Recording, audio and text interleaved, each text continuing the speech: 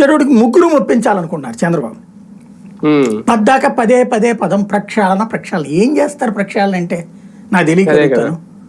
ప్రక్షాళన అంటే ఏం చేస్తారు? ఒక అధికారి నటించి మార్చడమా?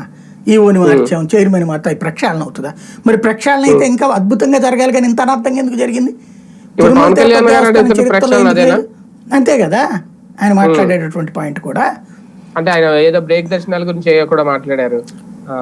సాధారణ భక్తుల దర్శనాల విషయంలో కూడా నిర్ణయాలు తీసుకోవాలి ఇవన్నీ. అంటే ఓవరాల్ ప్రక్షాళన కోరుకుంటున్నారేమో అనిపించింది. బేసిక్ గా ఆయన ఉద్దేశం మంచిదేనండి, కానీ బ్రేక్ దర్శనాలు వాళ్ళ ప్రజాప్రతినిధులు అడగట్లేదా?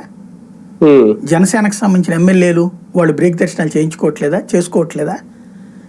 జనకు సంబంధించిన వాళ్ళటువంటి కార్డులు తీసుకెళ్ళట్లేదా, లెటర్లు?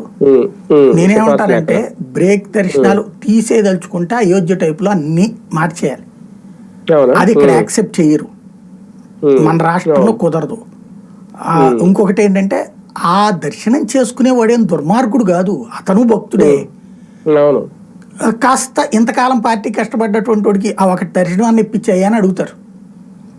ఇది తెలుసో తెలీదు, కొంతమంది పేద పెద్ద యాంకర్లు, పెద్ద పెద్ద జర్నలిస్టులు ఎవరైతే వీళ్ళకి పూర్తిగా ఇప్పుడైనా అప్పుడైనా పూర్తిగా ఒక ప్రభుత్వంలో ఉన్న వాళ్ళకి అనుకూలంగా వ్యవహరిస్తారో వాళ్ళు అడిగేది ఏందో తెలుసా? వీళ్ళ దగ్గర నుంచి లచ్చలు మాన్యాలు ఏమీ రావు సావుదో, ఎవడు కూడా అట్టగా